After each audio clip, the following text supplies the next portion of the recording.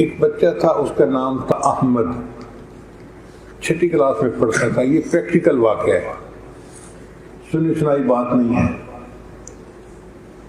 اس کے والد نے اس بچے کو ایک دن کہا کہ بیٹا تم یہ کوشش کرو کہ نبی علیہ الصلوۃ والسلام کا نام نامی اسم گرامی جب بھی زبان پہ آئے تو تم باوضو بے وضو نام نہ لینا۔ ان کے والد صاحب جو تھے وہ نبی علیہ السلام کے عاشق تھے، تو بچے نے دل میں ارادہ کر لیا کہ ٹھیک ہے میں نبی علیہ السلام کا نام ہمیشہ وضو سے لوں گا۔ اب یہ سلسلہ چلتا رہا۔ اللہ کی شان دیکھے کہ ہائی اسکول میں ایک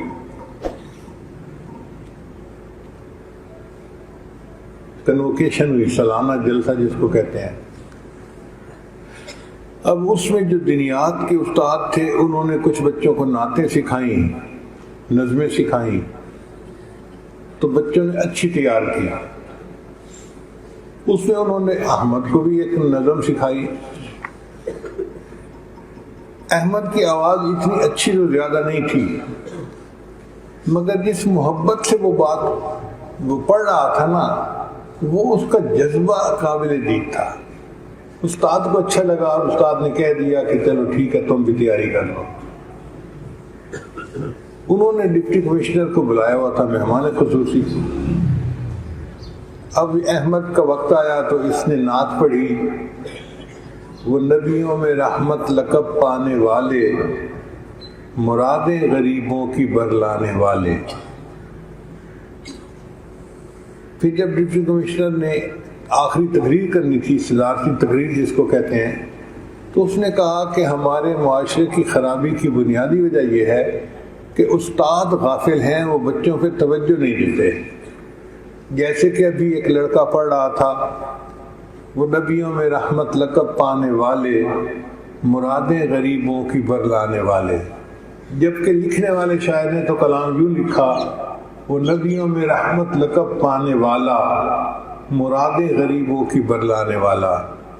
تو مجھے لگتا ہے کہ جس استاد نے یہ نظم تیار کروائی، یا تو وہ کانوں سے بہرا تھا، یا وہ پرلے درجے کا غافل استاد ہے کہ جس کو سمجھ ہی نہیں کہ استاد لڑکا پڑھ کیا رہا ہے۔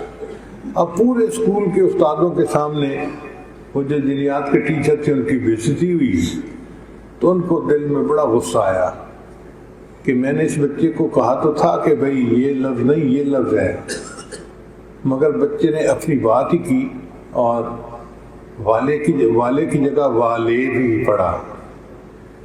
خیر بات آئی گئی ہو گئی۔ اب اگلا سال شروع ہو گیا، نیا سال جیسے تعلیمی شروع ہوتا ہے نا، تو سال کے ابتدائی دنوں میں ایڈجسٹمنٹس ہوتی ہیں کہ کس ٹیچر نے کس مضمون کو پڑھانا ہے۔ ایک ٹیچر آئے نہیں تھے، تو اب یہ جو کلاس کے بچے تھے نا، یہ بیٹھے اونچا اونچا باتیں کر رہے تھے، بول رہے تھے، شرارتیں کر رہے تھے۔ تو ہیڈ ماسٹر نے سوچا کہ بھئی اگر یہ بچے زیادہ شرارتیں کریں گے، شور مچائیں گے، تو دوسری کلاس کے بچے ڈسٹرب ہوں گے۔ اس لیے اگر کوئی استاد فارغ ہے تو اس کو میں کہتا ہوں کہ وہ آئے اور کلاس کے اندر بچوں کو ذرا خاموش کروا دیں۔ اسٹاف روم سے پتہ کیا تو دینیات کے ٹیچر فارغ تھے۔ استاد نے کہا کہ جی آپ آئیں اور اس کلاس کا پیریڈ لے لیں، ایک پیریڈ تفریح سے پہلے کا اور ایک پیریڈ تفریح کے بعد کا۔ ان کا بہت اچھا، وہ ٹیچر کلاس میں آ گئے۔ اب انہوں نے کلاس کے بچوں کو باتوں میں لگا لیا کہ بچوں تمہارے اصل ٹیچر تو آئے نہیں جنہوں نے سائنس کا مضمون پڑھانا ہے، تو میں تو اس لیے آیا ہوں کہ آپ لوگ جو ہیں مصروف رہیں اور باقی کلاسوں کو آپ ڈسٹرب نہ کر سکیں۔ چنانچہ میں ایسے کرتا ہوں کہ چھوٹے چھوٹے سوال پوچھتا ہوں، آپ لوگ جواب دیتے رہنا، وقت بھی گزر جائے گا اور معلومات بھی بڑھ جائیں گی سب کی۔ چنانچہ اس نے نام پوچھنے شروع کر دیے، جی کہ حج کس شہر میں کرتے ہیں، کعبہ کس شہر میں ہے، نبی علیہ السلام کس شہر کے اندر مدفون ہے۔ چھوٹے چھوٹے سوال بچوں سے پوچھے اور بچے جواب دیتے رہے۔ اللہ کی شان دیکھیں کہ احمد کی باری آئی تو ٹیچر نے پوچھا کہ بتاؤ ہمارے نبی علیہ السلام کا نام کیا ہے۔ احمد کھڑا تو ہو گیا اپنی سیٹ سے، لیکن اس نے نام نہیں بتایا۔ تو ٹیچر نے کہا کہ تمہیں نام آتا ہے؟ اس نے سر ہلایا کہ جی نام آتا ہے۔ تو ٹیچر یہ سمجھا کہ یہ ضدی بچہ ہے، یہ استاد کی بات کو کوئی اہمیت ہی نہیں دیتا، اپنی مرضی کرتا ہے۔ اس کو غصہ آیا، اور پہلے غصہ اس نعت کے الفاظ پر بھی آیا تھا کہ میں نے کہا تھا کہ والا پڑھنا، اور اس نے والے پڑھا، تو میں اس کی ضد کو آج ختم کرتا ہوں۔ چنانچہ وہ ذرا سخت لہجے میں بولے کہ احمد بتاؤ کیا نام ہے، اگر نہیں بتاؤ گے تو میں تمہاری خوب پٹائی کروں گا۔ اب احمد چپ کر کے کھڑا ہے لیکن نام نہیں بتا رہا۔ خیر استاد نے ایک دو دفعہ پوچھنے کے بعد اس کو 2-4 تھپڑ لگائے، ایک تو مکے لگائے۔ احمد نے کبھی مار نہیں کھائی تھی، پوری کلاس کے سامنے جب اس کو مار پڑی تو اس کو تکلیف پہنچی۔ اب وہ رو رہا ہے، آنسو بہہ رہے ہیں۔ اتنے میں گھنٹی بجی، تفریح ہو گئی۔ چنانچہ کلاس کے سب بچے چلے گئے تفریح منانے کے لیے۔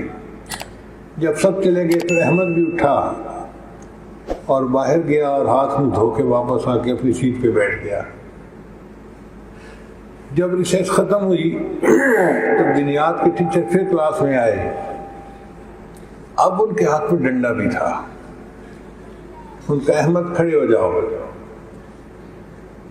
پہلے تو میں نے تمہیں تھپڑ اور مکے مارے ہیں نا، اب میں ڈنڈا توڑوں گا تمہارے اوپر، میں دیکھتا ہوں تم نبی علیہ السلام کا نام کیسے نہیں بتاتے۔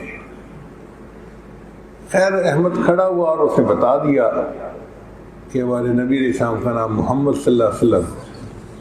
ٹیچر بڑا حیران کہ پہلے ہی 3 دفعہ پوچھا تو گنگ بن کے کھڑا رہا، اور اب پوچھا تو فوراً بتا دیا۔ تو ٹیچر سمجھ گیا کہ کوئی مسئلہ اور ہے۔ وہ آیا اور اس نے پیار کا انداز اپنا لیا، احمد کے سر پہ ہاتھ رکھا۔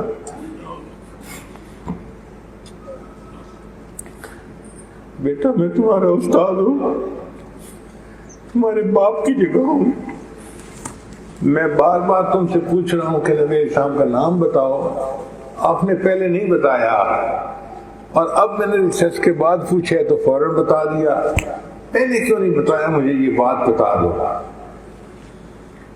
تو اس وقت احمد نے ان کو یہ بتایا کہ سر میں نے اپنے ابو کے سامنے وعدہ کیا تھا کہ میں نبی علیہ السلام کا نام بغیر وضو کے نہیں لوں گا۔ جب آپ نے پہلے سوال پوچھا میرا وضو نہیں تھا، میں نے مار تو کھا لی مگر میں نے نبی علیہ السلام کا نام اپنے منہ سے نہیں نکالا۔ اب ریسیس میں وضو کر کے آیا ہوں، آپ نے نام پوچھا ہے تو میں نے نام بتا دیا۔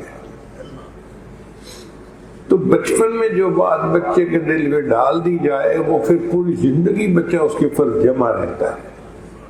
اس لیے پہلا اصول ہے کہ اولاد کے لیے دعائیں کریں، اور دوسرا اصول ہے کہ مار نہیں، پیار سے بچے کی وہ تربیت ہوتی ہے جو مار کے ذریعے سے نہیں ہو سکتی۔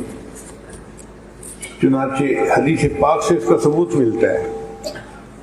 حضرت انس رضی اللہ عنہ فرماتے ہیں کہ نبی علیہ السلام کی خدمت میں 10 سال رہا، یعنی 10 سال میں نے نبی علیہ السلام کی خدمت کی۔ نبی علیہ السلام نے نہ کبھی مجھے جھڑکا، نہ کبھی مجھے گالی دی، نہ نبی علیہ السلام نے کبھی مجھے ترش نظروں سے دیکھا، ہمیشہ پیار سے بات کی، اور نبی علیہ السلام نے تربیت میری محبت سے فرمائی۔ تو اس حدیث پاک سے پتہ چلتا ہے کہ بچے کو اگر پیار دیا جائے تو اس کی تربیت آسانی سے ہو جاتی ہے، مار کی ضرورت ہی نہیں پڑتی۔